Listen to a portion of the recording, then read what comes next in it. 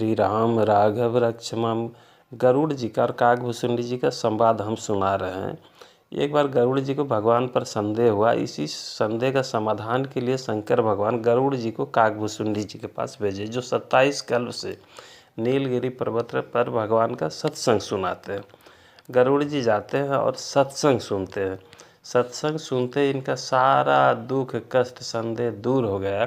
तब हाथ जोड़ के कहते हैं, हे काकभुसुंडी जी, आपकी कृपा से हमारा सब दुख कष्ट दूर हो गया, संशय दूर हुआ, हम परमानंद सुख का अनुभव कर रहे हैं। हे तात, आप भगवान के विषय में तो हमको सुनाए, अब अपने विषय में कुछ सुनाए। तब काकभुसुंडी जी कहते हैं, गरुड़ जी, कथा तो भगवान का ही ठीक होता है, हम एक कौआ हैं, पूर्व जन्म में शूद्र थे, हमारा क्या कथा होगा। हे तात, पर सुनिए, भक्त का कथा सुनने से, जीवनी सुनने से भक्ति बढ़ता है।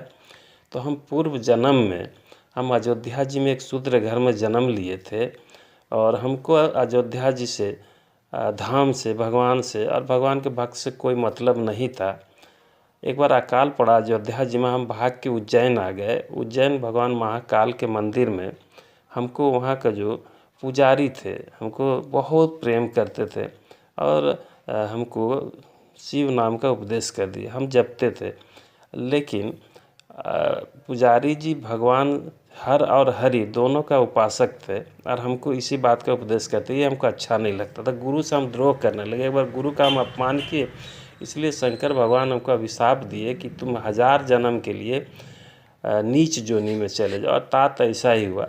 ये जोनी जन्म कटने के बाद हम फिर अयोध्या जी में ब्राह्मण रूप में जन्मे और भगवान राम में अखंड हमको प्रेम हुआ, भगवान से प्रेम हुआ, धाम से हुआ, उनके भक्त से हुआ और हम लोमस जी के पास चले गए। लोमस जी हमको ज्ञान दिए और वरदान दिए। तब हम जब भी भगवान का अवतार होता है तो हम जाते हैं और भगवान का 5 साल का बाल लीला का हम खूब आनंद लेते हैं। इस क्रम में भगवान को कौआ समझ के हमारे साथ खूब खेलते हैं। एक बार भगवान पुआ लेके आए और हम जब दूर भागे तो आ करके बुलाया, जब सामने जाए तो उड़ जाए। एक बार हम भगवान का हाथ का पुआ लेके भाग चले। अब भगवान हमारे पीछे अपना छोटा छोटा हाथ लगा दिए, आगे हम पीछे। भगवान 14 भुवन में घूम गए।